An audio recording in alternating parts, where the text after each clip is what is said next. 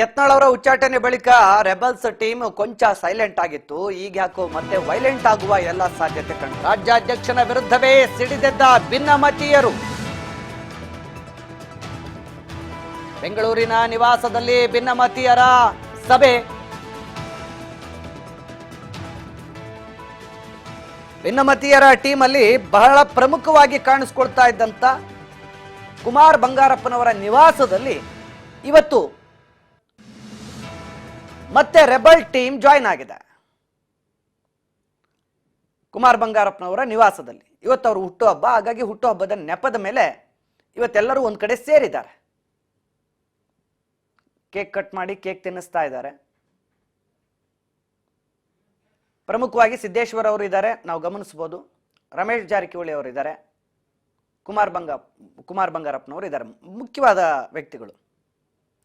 ಅರವಿಂದ್ ಲಿಂಬಾವಳಿ ಅವರು, ಜೊತೆಗೆ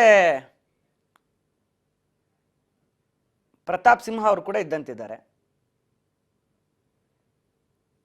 but main leader ಕಾಣಿಸ್ತಾ ಇಲ್ವಲ್ಲ, ಎಲ್ಲೋದ್ರು ಯತ್ನಾಳ್ ಸಾಹೇಬರು ಈ ಸಭೆಗೆ ಗೈರಾಗಿದ್ದಾರೆ. ಯತ್ನಾಳ್ ಸಾಹೇಬರು ಇರಬೇಕಾಗಿತ್ತು, ಯಾಕಿಲ್ಲ ಗೊತ್ತಿಲ್ಲ. ಸುಮಾರು ಅರ್ಧ ಗಂಟೆಗೂ ಹೆಚ್ಚು ಕಾಲ ಕೇಕ್ ಕಟ್ ಮಾಡಿ ಪಾರ್ಟಿ ಮಾಡಿ ಆಮೇಲೆ ಸಭೆ ಮಾಡಿ ಚರ್ಚೆ ಮಾಡಿದ್ದಾರೆ ಅನ್ನುವಂಥ ಮಾಹಿತಿ ಸಿಗ್ತಾ ಇದೆ. ಮಹತ್ವದ ಈ ಸಭೆಗೆ ರೆಬಲ್ಸ್ನ ಲೀಡರ್ ಯತ್ನಾಳೇ ಬಂದಿಲ್ಲ. ಕುಮಾರ್ ಬಂಗಾರಪ್ಪನವರ ನಿವಾಸದಲ್ಲಿ ನಡೆದಂಥ ಸಭೆಯಲ್ಲಿ ಯತ್ನಾಳ್ ಗೈರಾಗಿದ್ದಾರೆ.